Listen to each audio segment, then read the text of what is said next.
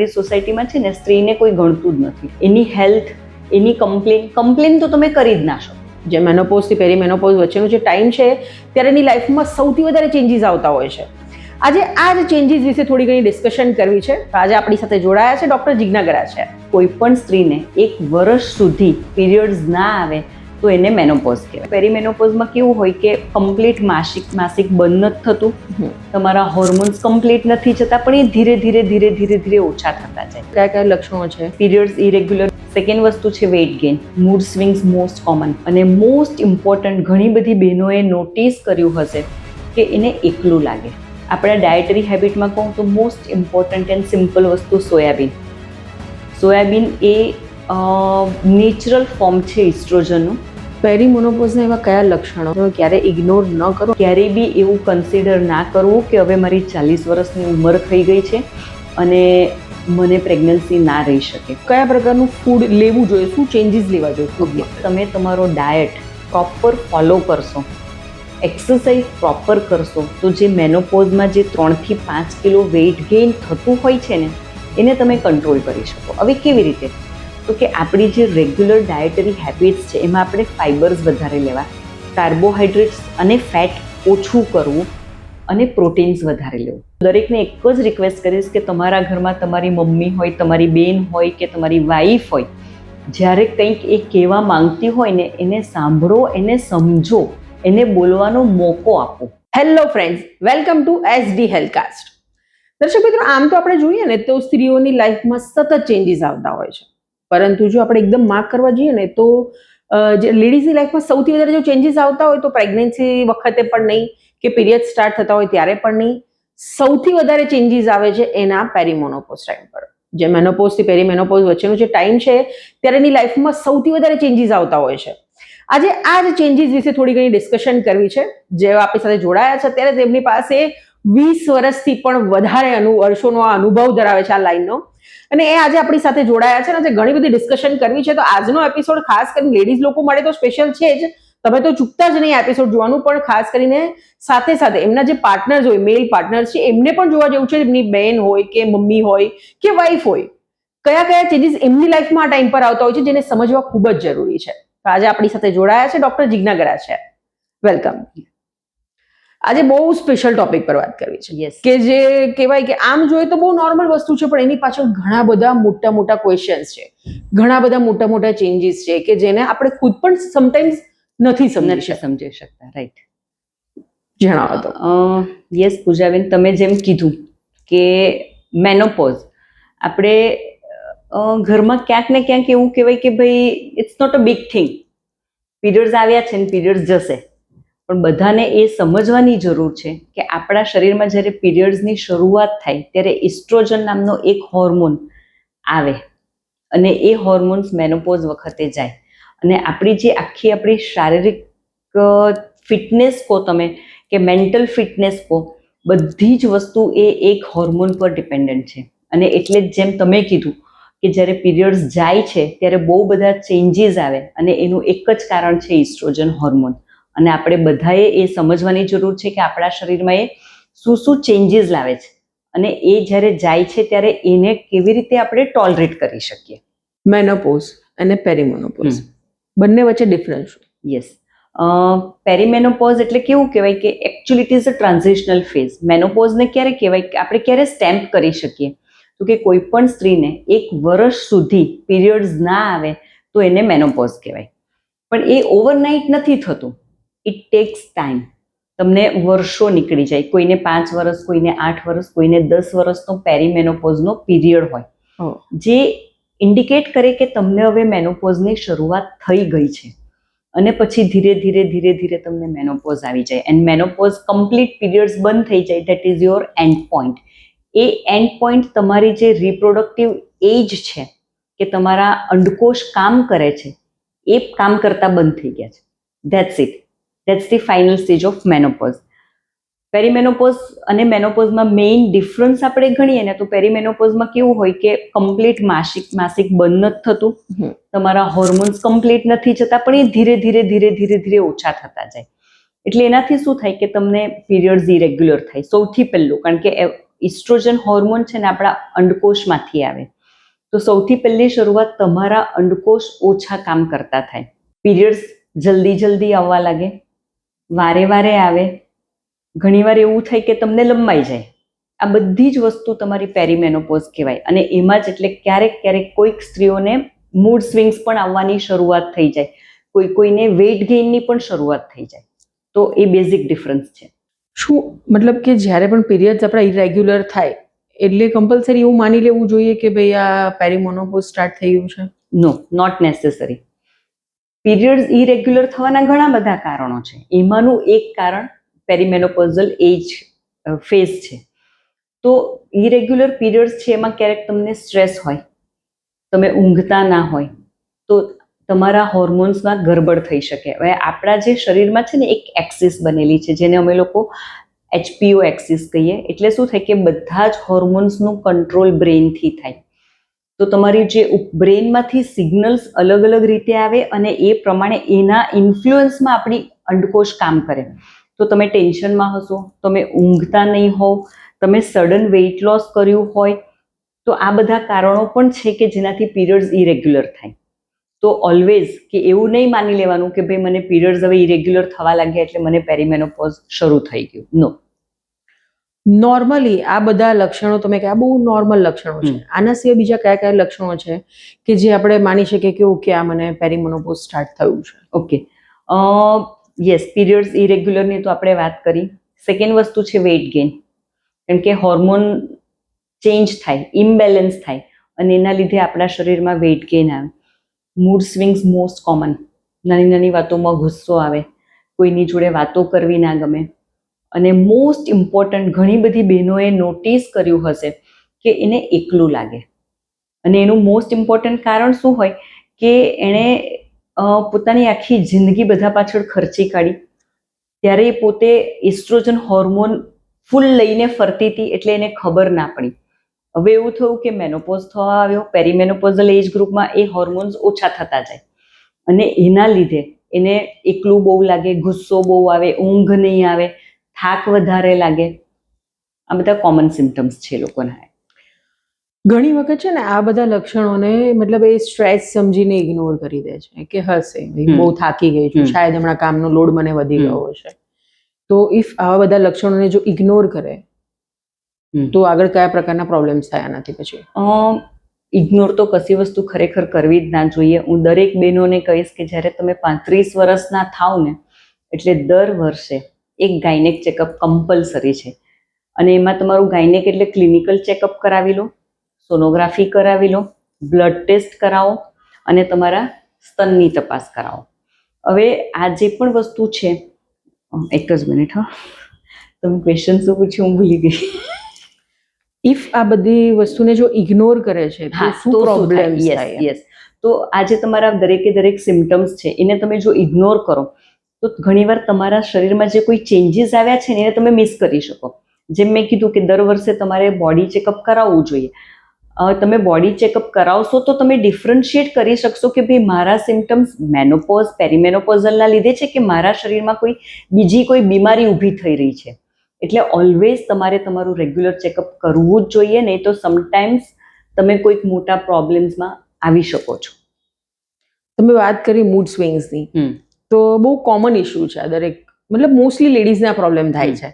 પણ પ્રોબ્લેમ વધે છે ક્યારે? જ્યારે આપણા સમાજ આજની તારીખે પણ આ વસ્તુને એક્સેપ્ટ નથી કરી શકતો. યસ, બહુ કોમન વસ્તુ છે. આપણી સોસાયટીમાં આ વસ્તુ હજી સમજ જ નથી લોકોને. આપણી સોસાયટી ફિમેલને એક્સેપ્ટ જ નથી કરતી. એને એવું છે કે પીરિયડ્સ તો કંઈ નવું નથી, બધાને આવે છે ને બધાને જાય છે. બસ એક્ઝેક્ટલી ઇફ એ ટાઈમ પર તમે કહેવા જાઓ કે ભાઈ મારો મૂડ નથી, કે મને નથી ગમતું, કે લાઈક હું નથી સારું ફીલ કરતી, તો એ કહેશે કે ભાઈ મતલબ વોટ ઇઝ ધીસ? એટલે બધી લેડીઝ પીરિયડ્સ આવે છે, એમ તને પણ આવે છે, તો એમાં શું આટલું બધું એમ? અને એવરીવન ઇઝ ડિફરન્ટ. તમે જુદા છો, હું જુદી જ. તમારી સેન્સિટિવિટી જુદી છે, મારી જુદી જ. તમારો ટોલરન્સ અલગ છે, મારો અલગ છે. તો કહેવાનો મતલબ આપણા બધા શરીર અલગ છે.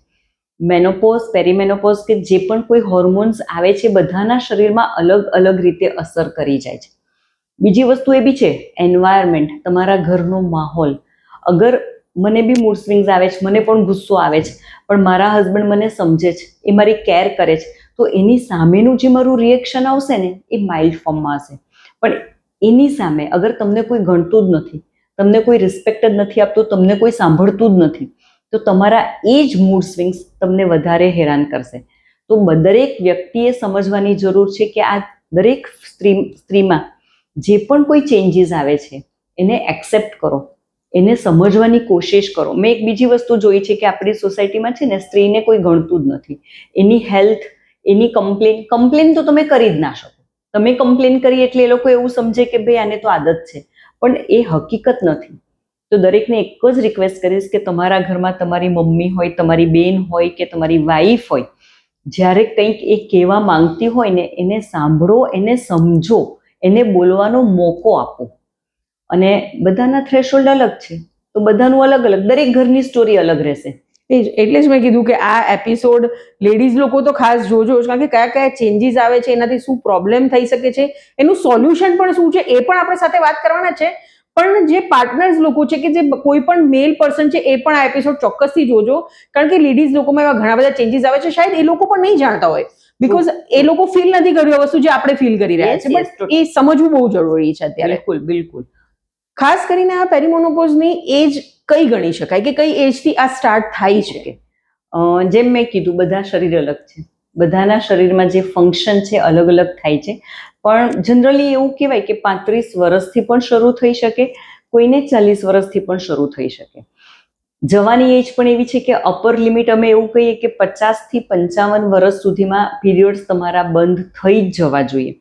અગર કોઈને 52 વર્ષ પછી પણ પીરિયડ્સ આવે છે, it is a red flag, કે તમને વિચારવું જોઈએ કે એવી તો શું એક્ટિવિટી મારા શરીરમાં થઈ રહી છે કે જે મને હજી પીરિયડ્સ બંધ નથી થયા.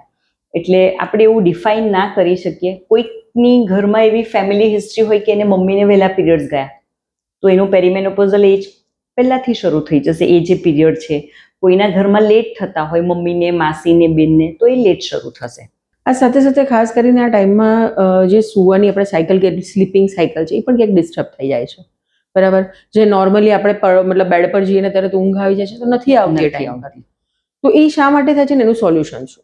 પહેલાં જ કીધું એમ કે ઇસ્ટ્રોજન હોર્મોન, જેવું તમે પેરીમેનોપોઝલ એજ ગ્રુપમાં એન્ટર થાવ એટલે તમારો એ હોર્મોન્સ તમારા શરીરમાંથી નીકળવા લાગે, ઓછો બને, અંડકોષ ઓછા કામ કરે એટલે. અને એ હોર્મોન્સ બ્રેઇનમાં જેવી અલગ અલગ આપણા મનને શાંત કરવા માટેના, મનની ચિંતા ઓછી કરવા માટેના ડોપામિન, સેરેટોનિન, એ બધા હોર્મોન્સ છે એને કંટ્રોલ કરતું હોય. તો હવે એના કંટ્રોલ માટે ઇસ્ટ્રોજન જ નથી, એટલે ડેફિનેટલી એનું બધું ઇમ્બેલેન્સ થવાનું, અને એ ઇમ્બેલેન્સના લીધે તમને ઊંઘ ઓછી આવશે. હવે એનો એક જ વસ્તુ છે, જે વસ્તુ નીકળી રહી છે એને તો આપણે પાછી મૂકી નથી શકતા. શું કરી શકાય? તો અમે ડાયટરી હેબિટ્સ બદલવા માટે કહેતા હોઈએ જ. મોસ્ટ ઇમ્પોર્ટન્ટ હું કહીશ કે તમે એક્સરસાઇઝ કરો, તમારી જાતને બિઝી રાખો. સવારે વહેલા ઉઠીને અગર તમે કંઈક પણ યોગા કરો, મેડિટેશન કરો, પ્રાણાયામ કરો, એક્સરસાઇઝ કરો, આ બધી વસ્તુ તમારા મગજને શાંત કરશે. જેટલું તમે નેચર જોડે ટાઈમ સ્પેન્ડ કરો, એ જે હોર્મોનલ ઇમ્બેલેન્સ છે, નેચર પોતે તમને એ કંટ્રોલ કરવામાં હેલ્પ કરશે, અને એનાથી તમે તમારું સ્લીપ પેટર્ન બદલી શકો. એક ડિસિપ્લિન હોવી જોઈએ, રોજનો ફિક્સ ટાઈમ કે હું આટલા વાગે સૂઈ જ જઈશ અને હું આટલા વાગે ઉઠી જ જઈશ. બીજી વસ્તુ છે કે ક્યાંક વાંચવાની હેબિટ રાખો.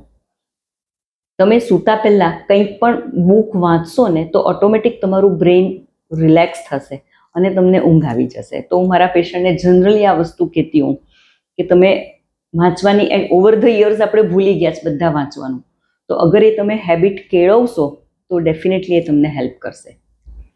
આ જે ટાઈમ છે એ લેડીઝ લોકો માટે સૌથી હાર્ડ ટાઈમ હોય છે, પેરીમોનોપોઝનો જે ટાઈમ હોય છે, તો એના માટે એવી સ્પેસિફિકલી કોઈ મેડિસિન્સ કે એવું કંઈ ખરું કે જેનાથી એને થોડું રિલીફ મળે? બીકોઝ એન્ઝાઇટી આવે, તમને પ્રોપર ઊંઘ નથી આવતી, યસ, સ્ટ્રેસ વધતો જાય. પહેલી વસ્તુ, જ્યારે તમારી ઊંઘ નહીં થાય એટલે ત્યાંથી તમારું ચાલુ થઈ જશે. ડિસ્ટર્બ થઈ જાય. ટ્રુ. તો આના માટે શું કરવું જોઈએ? કોઈ એવી કોઈ મેડિસિન્સ યા કોઈ એવું કોઈ? યસ, ઘણી બધી મેડિસિન્સ તો આવે છે, પણ અલ્ટિમેટલી એ બધું શું હશે તો કે તમારા ઇસ્ટ્રોજન હોર્મોન્સનું રિપ્લેસમેન્ટ.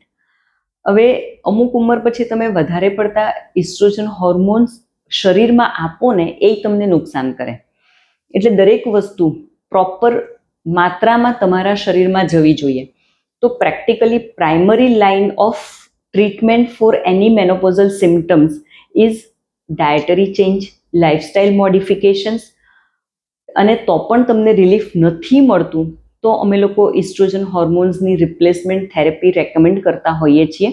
પણ અગેઇન કહીશ કે કોઈ પણ ડૉક્ટરની એડવાઇસ વગર તમારે એ નહીં લેવું જોઈએ, કારણ કે એ તમને નુકસાન કરશે. આપણા ડાયટરી હેબિટમાં કહું તો મોસ્ટ ઇમ્પોર્ટન્ટ એન્ડ સિમ્પલ વસ્તુ સોયાબીન. સોયાબીન એ નેચરલ ફોર્મ છે ઇસ્ટ્રોજનનું. એટલે મારી પાસે જે મેનોપોઝલ ફિમેલ આવતી હોય એ લોકોને હું કહેતી હોઉં છું કે તમારે શું કરવાનું કે તમારા ડાયટમાં સોયાબીન લેવાનું વધારી દો. અને soybean again it's a protein, તો પ્રોટીનની તો આપણને જરૂર જ હોય છે. અને હું શું કહું કે તમે સપોઝ ઘઉં ખાતા હોય ને તો ઘઉંમાં તમારા 5 કિલો ઘઉંમાં 500 ગ્રામ સોયાબીન નાખી દો. એટલે રોજ તમારું એ સોયાબીન ઘઉં પ્લસ આપણે સોયાબીનની વડી છે કે અલગ અલગ તમે સબ્જીમાં પણ કોઈ પણ ફોર્મમાં ખાઈ લઈ શકીએ. શકો એમ. તો that is the best thing. બાકી પ્રોપર મેડિકેશન્સ તો ડૉક્ટરની એડવાઇસ વગર નહીં જ લેવી જોઈએ. તમે કીધું કે આ ક્યારેક નુકસાન પણ કરી શકે છે. યસ, કઈ રીતે? ઇસ્ટ્રોજન હોર્મોન્સ છે. ઇસ્ટ્રોજન હોર્મોન્સ વધારે પ્રમાણમાં જાય તો આપણને અલગ અલગ પ્રકારના કેન્સર થઈ શકે. ઓકે. બ્રેસ્ટ કેન્સર થઈ શકે. મોસ્ટ કોમન છે ગર્ભાશયનું પડનું કેન્સર, એટલે એન્ડોમેટ્રિયલ કેન્સર. અને એક વસ્તુ એવી છે કે આપણા દેશમાં આપણે એક પ્રિસ્ક્રિપ્શન લખીએ ને તો પેશન્ટને સારું લાગે તો એ જ પ્રિસ્ક્રિપ્શન લઈ લઈને આખી જિંદગી લઈ રાખે. And that is the only reason I am not prescribing straight away any oestrogen. એટલે તમે કીધું એ રીતે કે એક પ્રિસ્ક્રિપ્શન લઈને પોતે તો લેશે પણ આજુબાજુ વાળાને બી કહેશે જો મને આનાથી સારું થઈ ગયું છે તું પણ આ દવા લઈ શકે છે. યસ. અને એટલે જ આ વસ્તુ કેટલી જોખમી છે? બહુ જોખમી છે. બિલકુલ જ નહીં. કારણ કે તમે ડૉક્ટર પાસે જાઓ છો અને પ્રિસ્ક્રિપ્શન આપે છે એ પર્ટિક્યુલર મોમેન્ટમાં તમને સાંભળીને તમને ચેકઅપ કરીને આપવામાં આવ્યું છે. તમને જ્યારે 6 મહિના વર્ષ પછી કંઈક બીજી તકલીફ થશે, નોટ નેસેસરી એ જ દવા તમને કામ આવવાની છે. સેમ વે તમે બીજા કોઈને રેકમેન્ડ કરો છો, એનું શરીર શું છે, એના શરીરમાં શું બદલાવ છે, એને ખરેખર એ દવા કામ કરશે નથી ખબર, અને તમે આપી દીધી તો તમે કોઈને હેલ્પ કરવા જતા તમે કોઈક બીમારી એને આપી શકો છો. એટલે બિલકુલ એવું ના કરવું જોઈએ. કારણ કે આ આપણા લોકોનો બહુ કોમન નેચર છે કે આપણને કોઈ મેડિસિનથી સારું થયું એટલે આપણે 4 જણને એ વસ્તુ કહેવાના જ છે. ટ્રુ. અને તમે જે આ કીધું ને એમાં એક વસ્તુ હજી એડ કરીશ, નોટ રિલેટેડ ટુ ધીસ, પણ આજકાલ પેશન્ટ્સને બધાને એવું થઈ ગયેલું કે હોસ્પિટલમાં શું કરવા જવું, એક ફોન કરીને મેડમને પૂછી લઈએ દવા અને એ દવા અમે લઈ લઈએ. મેં બંધ કરી દીધું છે આ વસ્તુ. ઘણા બધાને નહીં ગમતું હોય પણ એની પાછળનું એક જ કારણ છે, જ્યારે હું તમને એક્ઝામિન નથી કરતી, જ્યારે હું તમને જોતી નથી, કેવી રીતે પ્રિસ્ક્રાઇબ કરું? કઈ દવાથી તમને શું તકલીફ થશે જોયા વગર ના પ્રેડિક્ટ થાય તો નહીં જ કરવું જોઈએ. તમે કીધું કે લાઈક આ ટાઈમમાં તમે જેટલું મેડિટેશન કરો, બુક્સ વાંચો, નેચર સાથે ટાઈમ સ્પેન્ડ કરો, તો એવું કહી શકીએ કે આ જે ફિઝિકલ જે પ્રોબ્લેમ્સ છે એને ઓછું કરવા માટે તમારે સૌથી પહેલા તમારી મેન્ટલ હેલ્થને સુધારવી પડશે. યસ, ઇટ્સ ટોટલ મતલબ કે ઇફ તમારું મેન્ટલ હેલ્થ જો બહુ એકદમ ઓકે છે યા ફિર આ ટાઈમમાં તમે તમારી મેન્ટલ હેલ્થનું ધ્યાન રાખી શકો પ્રોપરલી તો આ ફિઝિકલ ઇશ્યુથી દૂર રહી શકીએ આપણે. બંને વસ્તુ એકચ્યુઅલી તો જુદી છે, ફિઝિકલ હેલ્થ અને મેન્ટલ હેલ્થ. બટ યસ, તમે આમાં શું છે કે તમે મેન્ટલી સ્ટ્રોંગ હોવ, if you are ready to accept the menopausal changes તો તમને કંઈ તકલીફ ના આવે. પણ તમે જો મેન્ટલી પ્રિપેર જ નથી તો તમે એને એક્સેપ્ટ જ ના કરી શકો. બીજી વસ્તુ કે તમે મેન્ટલી વીક છો. ઘણી બધી બહેનો એવું હોય એ શું કરે કે પોતાની આખી જિંદગી એ ડિપેન્ડન્ટ તરીકે જ જીવે, એટલે ઓવર ધ યર્સ એનો ડિસિઝન પાવર જતો રહે, એ કોઈ વસ્તુ સારી ખરાબ જોઈ જ ના શકે અને ધીરે ધીરે એ મેન્ટલી વીક થતી જાય. હવે એ જ વ્યક્તિને જ્યારે મેનોપોઝ આવે એ વસ્તુ એગ્રાવેટ થઈ જશે. એનામાં સેલ્ફ કોન્ફિડન્સ જ નહીં હોય, સેલ્ફ બિલીફ, એને એવો કોન્ફિડન્સ જ નહીં રહેશે કે હું કંઈક કરી શકું. અને એની સામે બીજી એક વ્યક્તિ છે કે જે ફૂલ કોન્ફિડન્ટ છે, એનું મેન્ટલ સ્ટેટસ બહુ સ્ટ્રોંગ છે, તો એને મેનોપોઝના સિમ્ટમ્સ બહુ ઓછા આવશે અને જે વીક છે એને વધારે આવશે. તો ડેફિનેટલી એ વસ્તુ બહુ કોમન, મતલબ બહુ મોસ્ટ ઇમ્પોર્ટન્ટ વસ્તુ છે અને મેન્ટલી સ્ટ્રોંગ હોવું બહુ જરૂરી છે. બીજી એક વસ્તુ કે દરેક લેડીઝના મનમાં આ વસ્તુ ક્યાંક ને ક્યાંક સવાલ આવે કે જ્યારે મારા પીરિયડ્સ બંધ થઈ ગયા ઇટ મીન્સ કે હવે યાર હું લેડીઝમાંના જે એક ખાસ કે પીરિયડ્સ આવે છે એટલે લેડીઝ તરીકે પોતાની જાતને એક ઓળખે, તો એને એક ફીલ આવે કે ઓ શિટ, મતલબ અમારું બંધ થઈ જશે હવે, એટલે ક્યાંક એ સ્ટ્રેસમાં આવે છે. તો આ કેટલું નોર્મલ છે પીરિયડ્સ આવું અને પીરિયડ્સ જવું બંને? યસ, એ આપણી સોસાયટીમાં એવું એક્સેપ્ટન્સ છે અને ડેફિનેટલી બિઈંગ અ ફિમેલ તમને પીરિયડ્સ આવવા જ જોઈએ તો તમે નોર્મલ ગણાવ એવું લોકો એક્સેપ્ટ કરે. પણ ઘણી બધી છોકરીઓ, ઘણી બધી ફિમેલ કે જેને બહુ શોર્ટ ટાઈમ માટે પીરિયડ્સ આવીને જતા રહેતા હોય, જેને અમે પ્રીમેચ્યોર ઓવેરિયન ફેલિયર કહીએ. ઘણી બધી છોકરીઓને પ્રાઇમરી ઓવેરિયન ફેલિયર, મતલબ આખું શરીરમાં બધું જ નોર્મલ છે પણ એના અંડકોશ કામ જ નથી કરતા અને એટલે એને પીરિયડ્સ શરૂ જ નથી થતા. તો ઇટ ડઝ નોટ મીન કે એ સ્ત્રી નથી. તો સ્ત્રી હોવું એ એક માસિક આવવાના પર તો તમે એને ડિફાઇન ના કરી શકો. પેરીમોનોપોઝના એવા કયા લક્ષણો કે ઇફ એ તમને આવે છે, અગર એ લક્ષણો તમને પોતાના શરીરમાં દેખાય છે, તમે ક્યારે ઇગ્નોર ન કરો અને ડોક્ટરની સલાહ ચોક્કસ લો? યસ, જો પેરીમેનોપોઝ ગણો અને મેનોપોઝ બંનેમાં હું કહીશ. પેરીમેનોપોઝમાં તો જેમ મેં તમને કીધું કે તમે એવું ના માની લો કે મને પીરિયડ્સ ઇરેગ્યુલર છે, મારા નોર્મલ છે, મને હવે માસિક જવા આવ્યું. ક્યારેક મેં એવું પણ જોયું છે કે એવી ભૂલમાં ક્યાંક પ્રેગ્નન્સી પણ રહી જાય છે. એટલે ક્યારેય બી એવું કન્સિડર ના કરવું કે હવે મારી 40 વર્ષની ઉંમર થઈ ગઈ છે અને મને પ્રેગ્નન્સી ના રહી શકે. તો એ એક વસ્તુ છે. બીજી વસ્તુ છે કે જ્યારે તમારા જે પીરિયડ્સ ઇરેગ્યુલર થયા હોય તો ક્યાંક તમને અંદર શરીરમાં ક્યાંક ટ્યુમર બનતું હોય, અંડકોશમાં કોઈ ચેન્જીસ આવતા હોય, એ પણ હોઈ શકે. મેનોપોઝમાં તમને પીરિયડ્સ 1 વર્ષ જતું રહ્યું અને પછી પાછા પીરિયડ્સ ચાલુ થયા, એને હું સૌથી મોટો રેડ ફ્લેગ કહીશ. મારી પાસે ઘણી બધી બહેનો આવે છે અને પછી દેશે કે આવું તો મને ઘણા વર્ષથી થયા કરે છે. જનરલી ઘણા વર્ષ એટલે વર્ષ 2 વર્ષમાં એવું થાય કે 1 વર્ષનો ગેપ પડે, પાછું પીરિયડ્સ આવે, પછી બંધ થઈ જાય. પણ એમાં ક્યાંક તમને કેન્સર હોઈ શકે, અંડકોશનું પણ હોઈ શકે અને ગર્ભાશયનું પણ હોઈ શકે. તો any bleeding after 1 year of gap તમને ડૉક્ટરને બતાવવું જ જોઈએ. સેકન્ડ, અનએક્સપ્લેઇન દુખાવો, તમને નથી ખબર પડતી કે મને શું દુખાવો થાય છે પણ તમે એને ઇગ્નોર કરો છો, એ નહીં કરવું જોઈએ.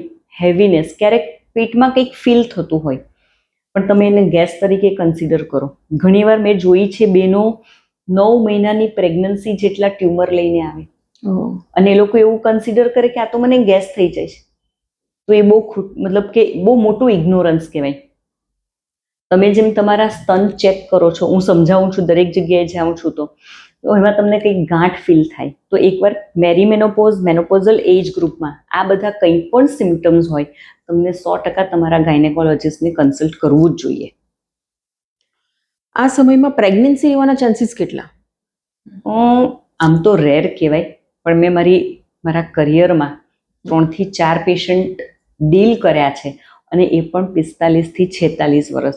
લોકોને એવી મિથ હોય કે હું પેરીમેનોપોઝ, હું 40 વર્ષની થઈ ગઈ, 42 વર્ષની થઈ ગઈ એટલે હવે મને પ્રેગ્નન્સી ના રહે. નહીં, તમને પીરિયડ્સ આવે છે મતલબ ક્યાંક ને ક્યાંક તમારા અંડકોશ કામ કરે છે. અંડકોશ કામ કરે એટલે શું કે બીજ છૂટા પડે છે. તો તમને ક્યારેય નહીં ખબર પડે કે ક્યારે તમારું બીજ બન્યું અને તમે અનપ્રોટેક્ટેડ રિલેશન્સ રાખ્યા, તમે પ્રેગ્નન્ટ થઈ શકો. રેર છે પણ નથી થતું એવું નથી. એટલે દરેકને એક જ વસ્તુ કહીશ કે ભાઈ કોન્ટ્રાસેપ્શન, અગર તમે ઓપરેશન નથી કર્યું ફેમિલી પ્લાનિંગનું, કોન્ટ્રાસેપ્શન હંમેશા વાપરવું જોઈએ. અને ઇફ પ્રેગ્નન્સી રહે છે તો પછી આ લેડીઝ માટે કેટલું જોખમી? ઓફકોર્સ, બીકોઝ એક ટાઈમ પર જ્યારે આપણે પેરીમોનોપોઝની વાત કરીએ છીએ, ઓલરેડી ઈ ચેન્જીસ એના બોડીમાં થઈ રહ્યા છે અને ઇફ ઈ ટાઈમ પર પ્રેગ્નન્સી રહે છે તો ફિર એ કેટલું પ્રોબ્લેમ ક્રિએટ કરી શકે? એની એજ મેઇન હાઈ રિસ્ક છે. કારણ કે પેરીમેનોપોઝલ એજ ગ્રુપ જે છે એમાં જો પ્રેગ્નન્સી રહે તો મોસ્ટલી 40+ હશે. ઘણી બધી બહેનોને ડાયાબિટીસ હોઈ શકે, હાઇપરટેન્શન હોઈ શકે, આજકાલ તો બહુ યંગ એજમાં હાર્ટ એટેક્સ પણ આવે છે. તો આ બધી કંઈ પણ જે હિસ્ટ્રી હશે એને રિલેટેડ એ પ્રેગ્નન્સી કન્ટિન્યુ રાખવી પણ હાઈ રિસ્ક છે અને એને તમે અબોર્શન પણ ના કરી શકો સ્ટ્રેટ અવે. એટલે અને ઇટ ઇઝ વેરી રિસ્કી. એટલે પ્રેગ્નન્ટ તો ક્યારેય થવું જ ના જોઈએ જો તમને પ્રેગ્નન્સી નથી જોઈતી. તમે વાત કરી કે કેન્સર અત્યારે ઘણા બધા અત્યારે થઈ રહ્યા છે, પણ વેક્સિનેશન પણ એટલી બધી આવે છે. યસ, શું આ ટાઈમ પર વેક્સિનેશન લઈ શકાય? બીકોઝ કેવું છે કે હવે અમુક એજની લેડીઝ છે એને હવે ખબર પડી હશે કે ભાઈ ઓકે આ બધી વેક્સિનેશન છે, યસ. તો પેરીમોનોપોઝ ટાઈમ પર શું આ બધી વેક્સિનેશન લઈ શકાય? આપણી પાસે જે તમે કેન્સરની વાત કરી તો આપણી પાસે અત્યારે કેન્સર માટે તો એક જ વેક્સિન છે, HPV વેક્સિન, જે ગર્ભાશયના મુખના કેન્સરથી પ્રોટેક્શન આપે. હવે એ વેક્સિનનું એજ ડ્યુરેશનની જો વાત કરીએ તો 9 વર્ષથી લઈને 45 વર્ષ સુધી કોઈ પણ બેન લઈ શકે. તો સપોઝ તમે નથી લીધી અને તમે એ એજ ગ્રુપમાં આવો છો, ડેફિનેટલી તમારે લેવી જોઈએ 9 થી 45 વર્ષ.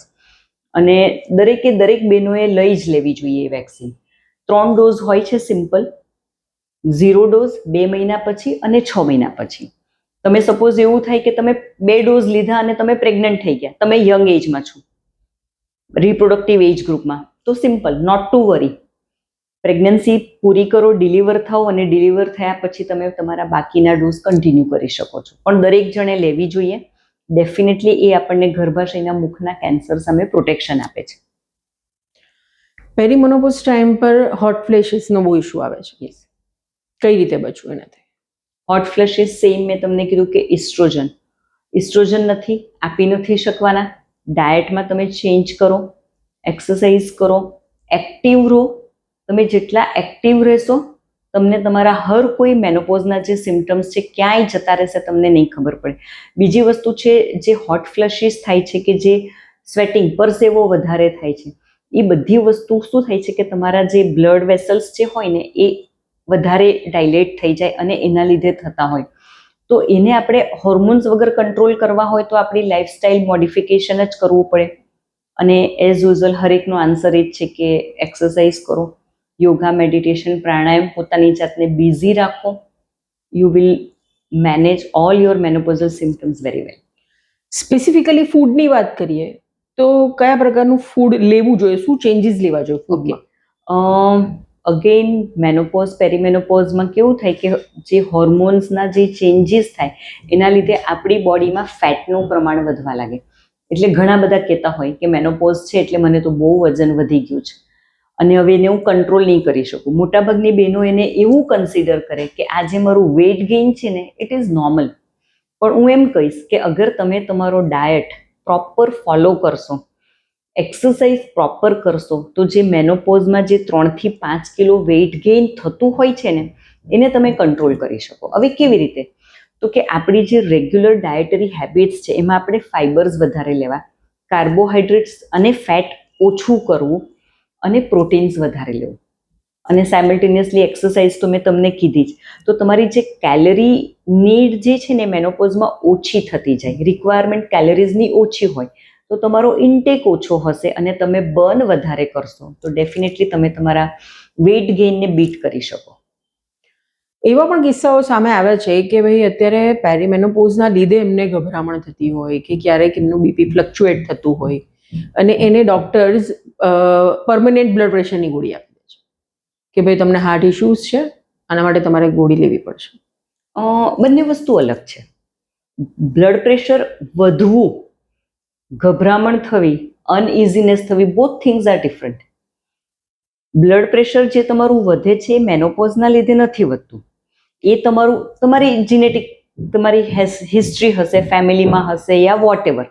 અગર એ તમારા બ્લડ પ્રેશરના રીડિંગ વધારે આવે છે 2 કે 3 વાર ડૉક્ટરને બતાવતી વખતે, વધારે મતલબ 130/80 બ્લડ પ્રેશર અમે નોર્મલ ગણીએ, તો તમારું રીડિંગ એનાથી ઉપર જે પણ આવવાનું ડેફિનેટલી ડૉક્ટર તમને મેડિકેશન્સ આપશે જ.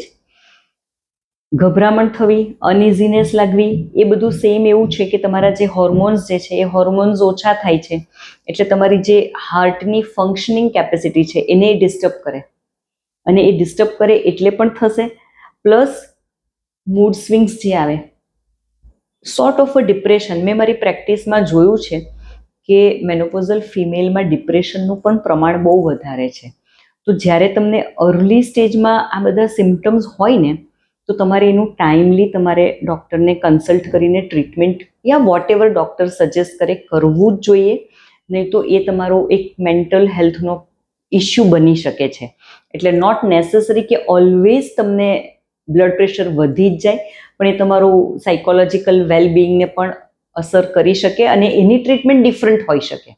એટલે મેં એટલે જ પૂછું કે ઘણી વખત આ વસ્તુ થાય છે તો એનો ડિફરન્સ લોકો સમજી નથી શકતા, એટલે દરેક ડોક્ટર નથી, પણ સમટાઈમ્સ મેં પણ એવા કિસ્સાઓ જોયા છે કે પ્રોબ્લેમ છે એ કંઈ અલગ છે અને એનું સોલ્યુશન કંઈક અલગ જ એ લોકો આપી દે છે અને પરમનન્ટ બ્લડ પ્રેશરની ગોળી ચાલુ કરી દે છે.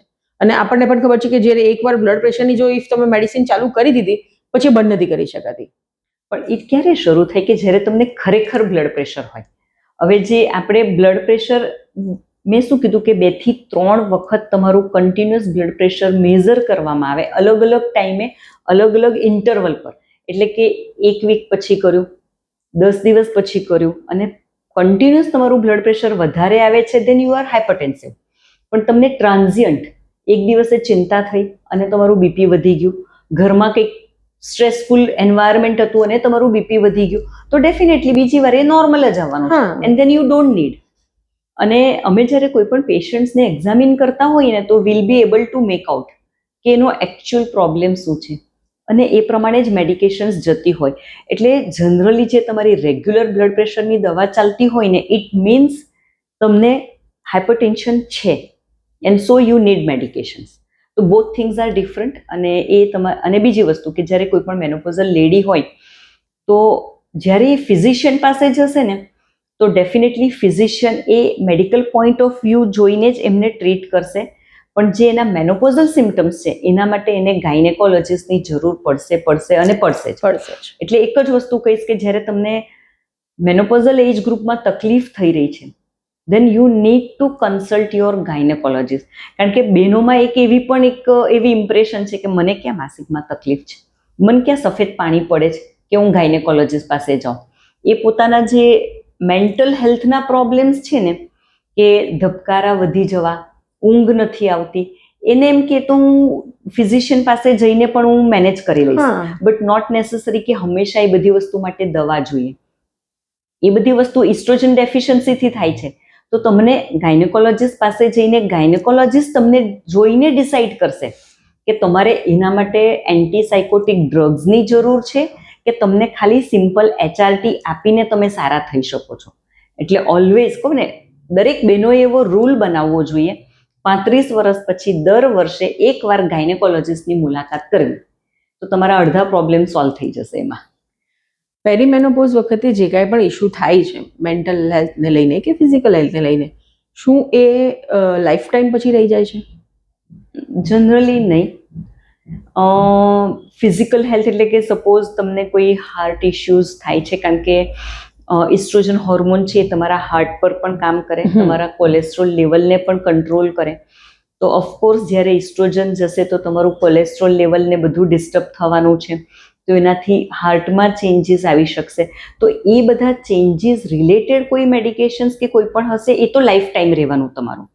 પણ જે તમને transient irritability, mood swings, disturb sleep, weight gain, એ બધું ફોર અ વાઇલ હોય, અગર તમે એને સારી રીતે કંટ્રોલ કરી શકો તો તમે એને બીટ કરી શકો. નોટ નેસેસરી કે તમારું લાઈફ ટાઈમ રહે, પણ ડેફિનેટલી જતાં એ તમને થોડું હેરાન કરીને જાય.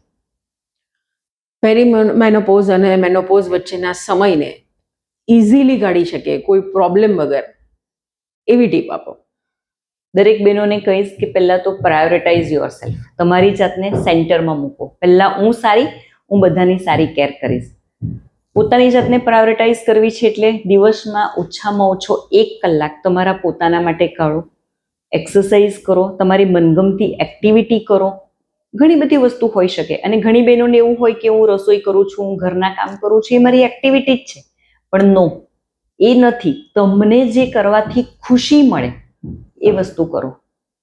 તમને ડેફિનેટલી તમારી મેન્ટલ હેલ્થ બહુ સારી થશે.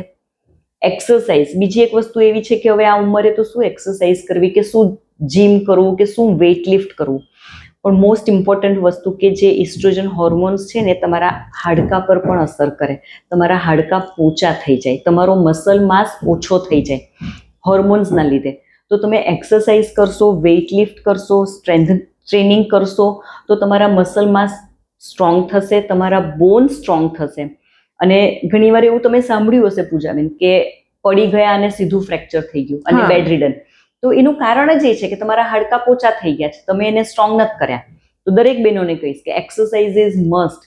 તમે જીમ ના જઈ શકો, તમે વેઇટ લિફ્ટ ના કરી શકો, કંઈ વાંધો નહીં, બેસ્ટ ઇઝ વોકિંગ. રન કરી શકો, રન કરો. Brisk walking is also going to help you. Mental health માટે યોગા, મેડિટેશન, પ્રાણાયામ કમ્પલસરી છે. અને હેલ્ધી બેલેન્સ ડાયટ, મતલબ કાર્બોહાઈડ્રેટ અને ફેટનું પ્રમાણ ઓછું, પણ પ્રોટીન, વિટામિન્સ, મિનરલ્સ અને ફાઇબર્સ સારી એવી ક્વોન્ટિટીમાં લો. કારણ કે બહેનો પોતાની હેલ્થ ડાયટ પણ ઘણું બધું ઇગ્નોર કરતી હોય છે, તો ડાયટ પણ હેલ્ધી લેવો જરૂરી છે. તો ખાસ કરીને જેટલી પણ ફિમેલ્સ આમને જોઈ રહી છે એને ખાસ કહીશ કે પોતાની જાતને ઇગ્નોર ન કરો. અને ખાસ કરીને જ્યારે આ સમય જે હોય છે ને પેરીમેનોપોઝ વખતનો, એ ત્યારે થોડું એક્સ્ટ્રા કેર માંગે છે. પ્રોબ્લેમ એ નથી કે લાઈક ટાઈમ નથી, આ નથી, તે નથી, પણ એનાથી તમને પછી પાછળથી ઘણા બધા ઇશ્યુ થશે. એટલે પોતાની જાતને ઇગ્નોર ન કરો. પ્રોબ્લેમ્સ છે પણ એનું સોલ્યુશન પણ છે. જો થોડું પોતાની જાતનું ધ્યાન રાખી લેશો, પોતાની કેર કરી લેશો, હેલ્ધી ડાયટ લેશો, સાથે એક્સરસાઇઝ કરશો, અને મેડમ આટલી બધી સરસ સરસ એડવાઇસ તો આપી જ છે, તો બધી એને ફોલો કરજો, એટલે જેથી કરીને તમને પ્રોબ્લેમ ન થાય. તો ફરી મળીશું. ત્યાં સુધી હેલ્ધી રહો, હેપી રહો.